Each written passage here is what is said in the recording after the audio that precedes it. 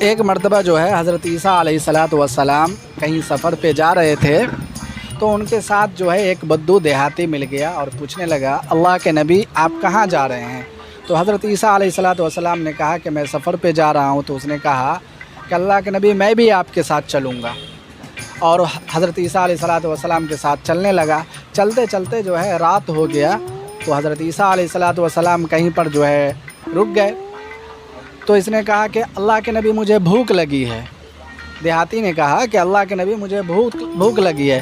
تو حضرت عیسیٰ علیہ الصلوۃ والسلام نے کہا کہ پاس میں ہی محلہ ہے، جا کر کے کہو کہ اللہ کے نبی جو ہے کہیں جا رہے ہیں، سفر میں ہے، کھانے کے لیے کچھ مانگا ہے۔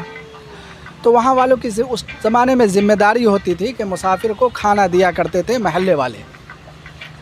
تو وہاں اس کو جو ہے 3 روٹی ملی۔ راستے میں جو ہے یہ جو ہے 1 روٹی کھا لیا دیہاتی، اور 2 روٹی حضرت عیسیٰ علیہ الصلوۃ والسلام کے پاس لے کر کے پہنچا۔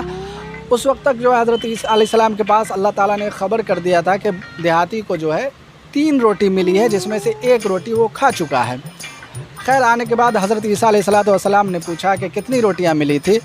تو اس دیہاتی نے کہا اللہ کے نبی 2 روٹی ملی تھی۔ تو بولا سچ بول رہے ہو؟ تو بولا بالکل سچ بول رہا ہوں۔ خیر 1 روٹی دونوں نے کھایا، حضرت عیسیٰ علیہ الصلوۃ والسلام اور دیہاتی۔ اس کے بعد صبح کو پھر چل دیے۔ چلتے چلتے جو ہے راستے میں جو ہے 3 سونے کا اینٹ ملا۔ تو اس میں جو ہے اس آدمی کو جو ہے پھر خیال آیا دیہاتی کو کہ 1 اینٹ میرا ہو جائے گا، 1 اینٹ اللہ کے نبی لیں گے، اب 1 اینٹ میں سے آدھا آدھا کیسے کریں گے؟ تو بول پڑا اللہ کے نبی 1 اینٹ میرا ہوا، 1 اینٹ آپ کا ہوا، اس میں سے 1 اینٹ میں سے آدھا آدھا کیسے کریں گے؟ تو حضرت عیسیٰ علیہ الصلوۃ والسلام نے کہا 1 اینٹ اس انسان کا ہوگا جس نے تیسری روٹی کھائی تھی۔ تو یہ فوراً بول پڑا وہ تیسری روٹی تو میں ہی کھایا تھا۔ تو بولا کہ اب تینوں اینٹ تمہارا ہوگا، اور تمہارا ساتھ اور میرا ساتھ یہیں تک تھا۔